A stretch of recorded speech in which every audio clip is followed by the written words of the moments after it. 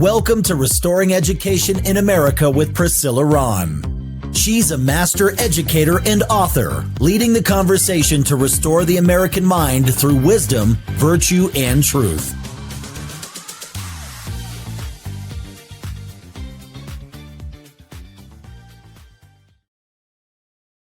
Hello, everybody. Welcome to Restoring Education in America. I'm Priscilla Rahn, your host. I'm so glad you decided to join me today in the conversation. I have a very special guest, my very good friend, Mr. Teddy Lamb. Welcome to the show, Ted. Well, thank you, and thank you for inviting me. So Ted and I met this past summer in DC at the Teacher Freedom Alliance. And before we get into the conversation, let me tell our guests a little bit more about you. Ted has been a dedicated career educator for 29 years and public servant based in Portsmouth, Virginia. Lamb earned a Bachelor of Science in Education in Social Studies from Oklahoma Christian University of Science and Arts, followed by a master's degree in special education from Bowling Green State University. His professional journey includes teaching conversational English to students in Europe and Asia, as well as serving children with special needs. Since 2016, Teddy has served as an at-large representative on the Portsmouth Public Schools School Board. He has championed policies to enhance student outcomes and resource allocation amid challenges like the post-pandemic recovery and budget constraints. His tenure reflects a commitment to fostering environments where all students can thrive. And I'm going to give you a big applause here. I saw that eye roll. Are you sure you're not a middle school teacher? Because No, and not a middle school teacher, but I've never been good with the whole talking about myself. That I'll say so. That's what the eye roll. It wasn't. You're anything. So humble, but look at all of the accomplishments you've had as an educator, school board member, public servant. Oh, I think I just stumbled into them. So again, that's me just being me, right? Kind of a thing. Well, your story is really inspiring. I should also add in your bio, you are a book study self-learner, because now you're also taking my book study for Restoring Education in America. That I am. And that's because of the teacher conference, of course. The thing about, and I guess now it's kind of confession time, right? A little bit. So hopefully this isn't too embarrassing. Yes, I'm taking the book study. I was looking forward to it. But just like a lot of things, I saw the title, right? Restoring Education in America. And there was a part of me that was like, oh, great. Here we go. One more reformer. Oh, great. I'm going to be sitting through study after study says this kind of a thing, right?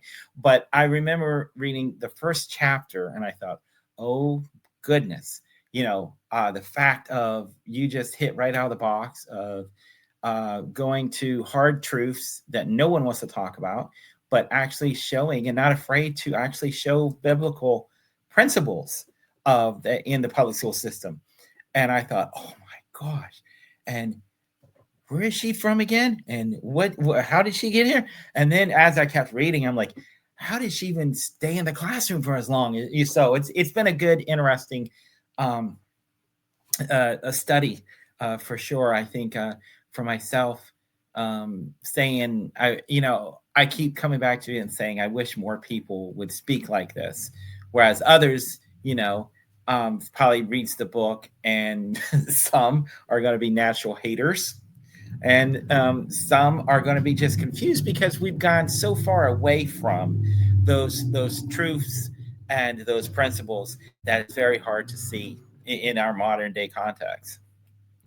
Yeah, I think when I was sitting down and writing the book, I thought about all of the books I was forced to read and all of the professional development I was forced to sit through and how I felt like this was not meeting my personal needs. So I designed it in a way that was a short read, I thought maybe someone could read this on their, 20 or 30-minute lunch break, get through a chapter and get some nuggets, and let's just have a conversation. Mhm. Teachers do better just talking. And I know I've learned a lot from you in the conversations. Mhm. I look forward to every time that we have a conversation about education, which is why you're a special guest on my show today, because I can't wait to share you with the listeners and how awesome you are. So let's go into the talking about you and what inspired you to become a history teacher.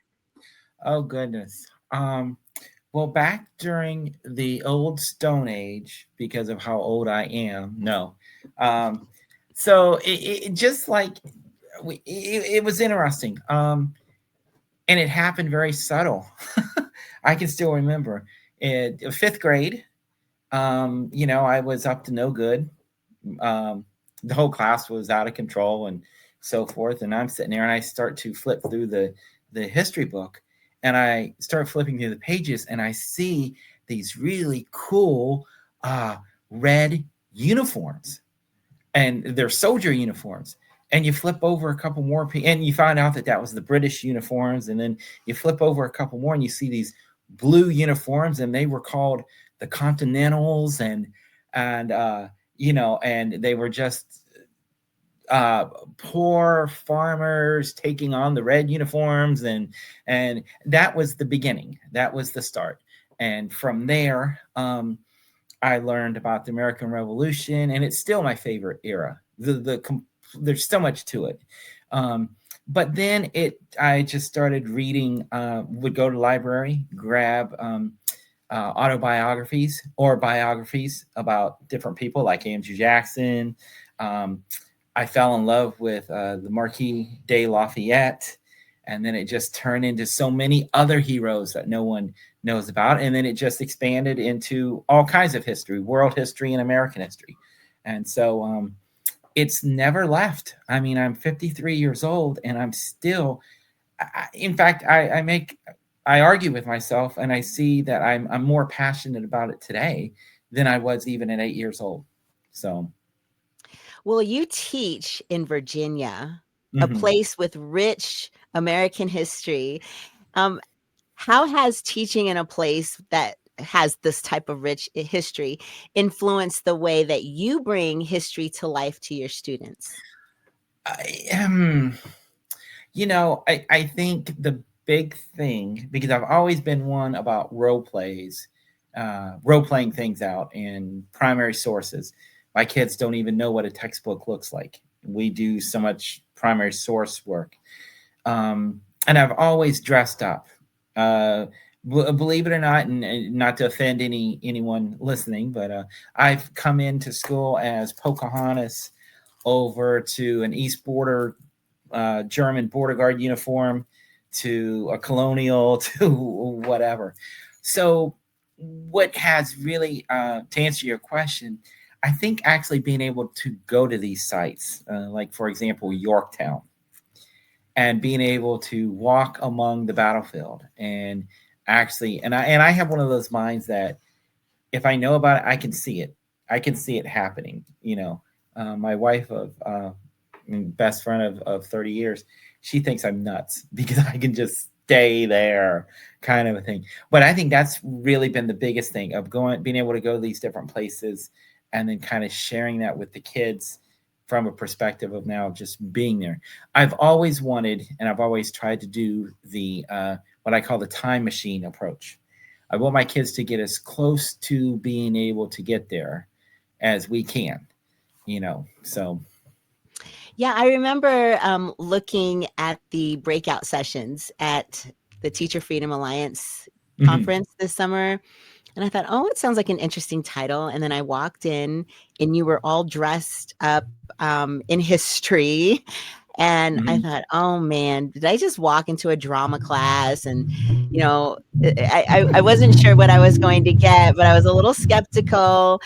But I sat down and you were so fun. And I thought, man, if I had a history teacher or a civics teacher who, like you said, brought the classroom to life and brought history to life in this way, I might have caught the bug and been so interested and understood more about our history. And this is what makes you stand out, that you bring history to life. Like, how did that idea get started? And what kind of reaction do you get from your students when you dress up?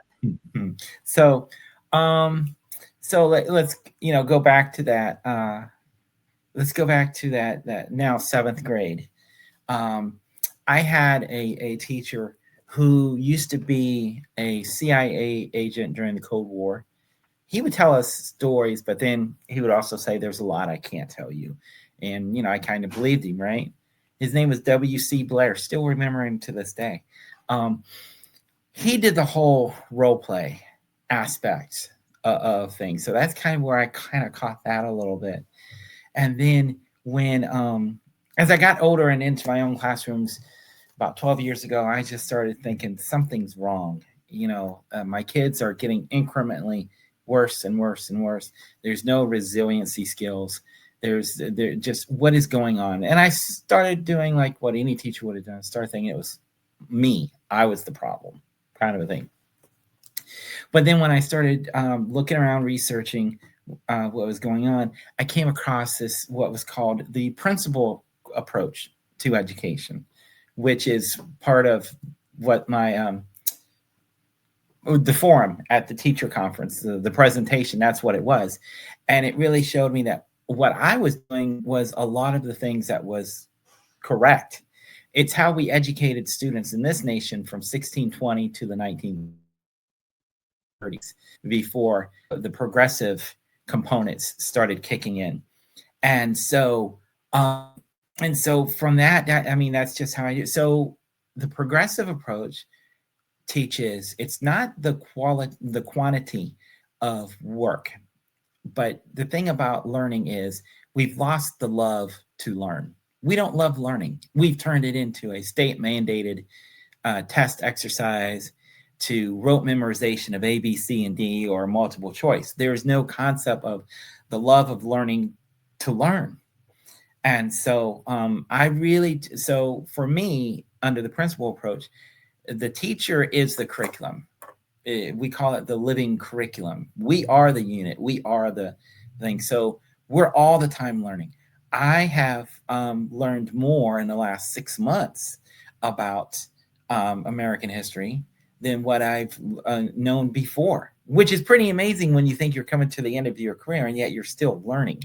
I mean, I'm coming out some primary sources that's just blowing my mind away, which I will be sharing through my history moments with Ted, or where I'll put stuff online for this and so forth, because there's a lot of things that we don't know that we should know. But if we did know, I think you would see a less division and you'd see a lot more things. Oh, well, if we knew more than what we did, there wouldn't be a lot of the things that we're seeing today going on in the nation. I'll say it like that. Yeah, like if you're tuning in to 670 KLTT, you are listening to Restoring Education in America. I'm Priscilla Rahn, your host, and my special guest today is Mr. Teddy Lamb. He is a history teacher, a civics teacher extraordinaire from Virginia. And you mentioned primary sources, and you emphasize this. I remember you emphasizing this in your breakout session. Mhm. Why is it so important for students to understand how to use primary sources? Explain what primary sources are and why it's so important. Okay, so what we have, there's two kinds of sources. There's primary and secondary sources, and primary source is original intent, the original source. So if you have a journal or a diary, then that diary is an original source. Now, let's say you're in a car accident, right, and you're giving your account. That's a primary source, but a reporter, taking what you said in that accident and then putting in a story, that's a secondary source. So really, primary sources is going back to the original authors. So can I give an example? For example, one of the big issues, and this ties into why students should learn this, one of the big conversations that we have going on in our nation today is about natural born citizenship. And, people refers over to the 14th Amendment.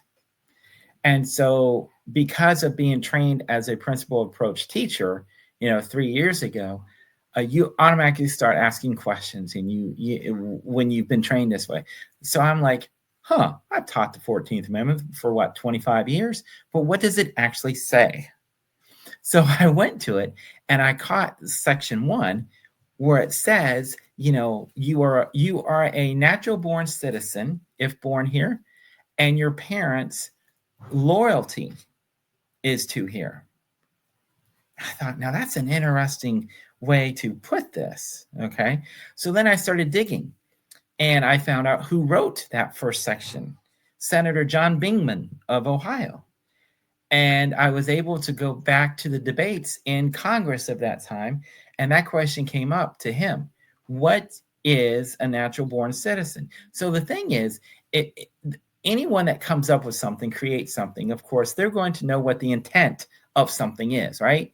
And he says right in the congressional record, he says, a natural born citizen, according to Section 1 of the 14th Amendment, is exactly this. And it is a person that is born here, and if their parents are loyal to the United States, meaning if they are citizens, then the person born on the shores is a citizen. That is very different from our understanding of what natural born citizen is. And hence, that's why it's important for students and in adults now even to go back to and relearn what our primary sources say. Well, that's been a big debate recently and it has. in government when we're talking about immigrants that are coming in or babies that are birthed here whose parents are not citizens. Mm-hmm. And then it opened up the whole conversation about freed slaves and what that meant for those who were born here, who were brought here against their will.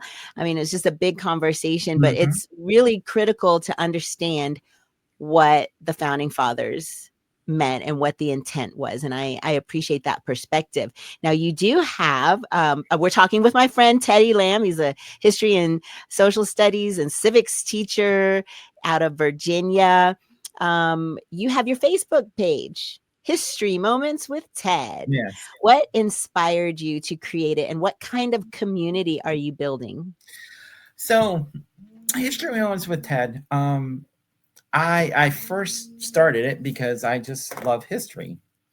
And but then looking around at different history groups and authors and so forth, I would not have been able to fit in all that well. I mean, what you sometimes find, what you find many times on social media is a lot of, if you don't agree with certain groups or so forth, then there's a lot of hate and discourse and so forth, right?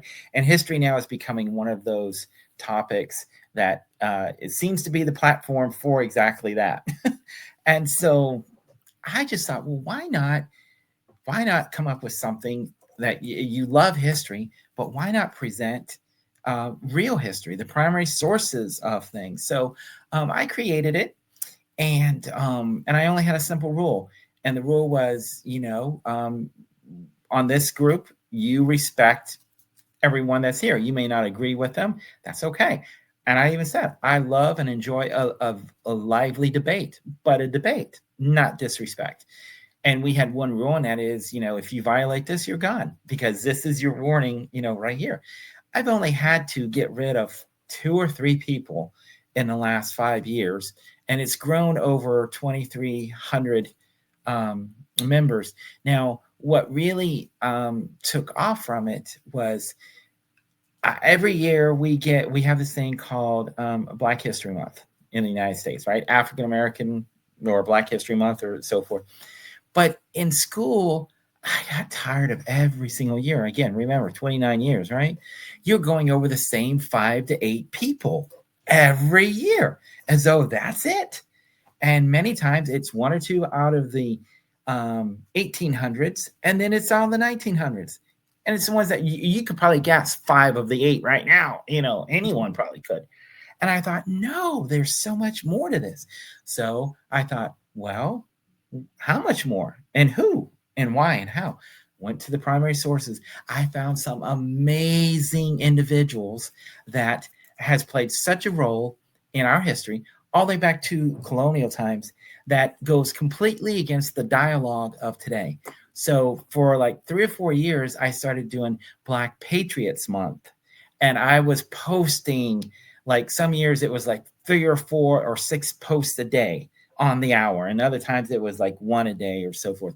And it talked about these heroes that we don't know anymore, but Washington and Jefferson and Adams, they all knew them, and they recognized them for who and what they did, and we knew them at one time, and we don't. And it's such an amazing history that if we did, geez, if people could just catch fire of what's there, they would. I just think we could be a different people for sure. Yeah, So Ted, I love how on your page you say all history events are allowable. And yes. the fact that you have done your research, and I know as an adult, I've done more self-study on history, especially around Black Americans in America. And I thought, why didn't I learn about these amazing individuals just Mhm, woven into everyday US history and all mhm, the wonderful things that they've done? But now that I know more about folks in history, I love our country even more. mhm. I'm even more patriotic because I think, wow, all of these amazing folks were part of the fabric of Yes. making us who we are. We're not a perfect country. No one claims that we are. We have an ugly history, and we acknowledge that, but we work to do better. And it's because of that that you and I can have this wonderful conversation. We're colleagues and Oh, we're learning absolutely. from each other. Right. And yeah, and in the group, I said, all history is welcomed here, even like today. We don't want to talk about the Civil War. If we do, we want to slant. So the Confederates are bad, the Unions are good, and therefore don't put any Confederate history on or this or that. But no, that you can't do that. That's not the study of history. As I tell my students at school, I have to say, look, you're going to read primary sources that you are not going to like. But it's not for you to like or dislike. It's there because it happened. It's what it is. You know. Um, I gave an example. The first time I read, it's called the Cornerstone Speech by Alexander Stevenson. He was the vice president of the Confederacy, and he gave a speech down in I want to say Alabama or Georgia about the cornerstone of the Confederacy. And oh goodness, I was so shocked that a human being was saying the things that he was saying in a speech, you know. And but and that's okay. I can feel that way, but as long as I take it with a proper content, not try to see things through a lens of a political outcome or something, you know. Um, so Well, you and I met at Teacher Freedom Alliance. It's a really great title for this organization. So I want to ask you, what does teacher freedom mean to you? well, it definitely means anything that we're not seeing today. That is for sure. But teacher freedom to me is to be able to teach in the classroom in a way that you have leeway, with the curriculum, to expound upon it, to deepen it, to bring things out.